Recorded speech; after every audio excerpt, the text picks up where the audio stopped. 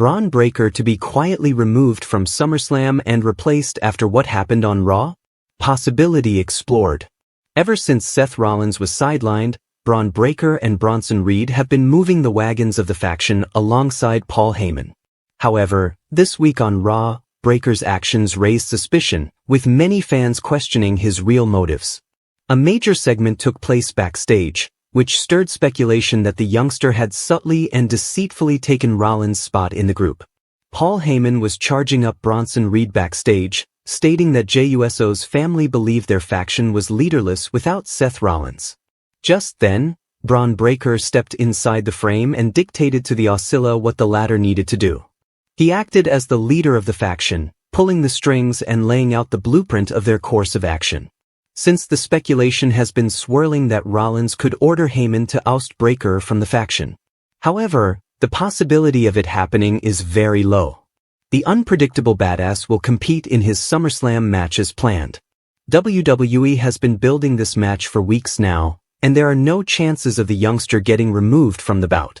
Moreover, it does not look like WWE currently has any plans to sow the seeds of dissension within the Visionaries faction on Raw. With Seth Rollins being out for a while, Bron Breakker has just stepped up and has been filling the veteran's shoes in his absence. WWE has plans to establish the 28-year-old as the future main eventer in the Stamford-based promotion.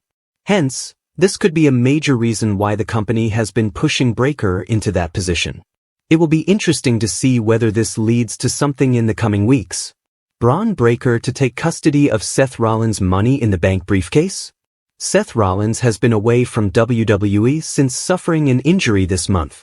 His absence has raised a question mark on the future of the Money in the Bank briefcase that he possesses.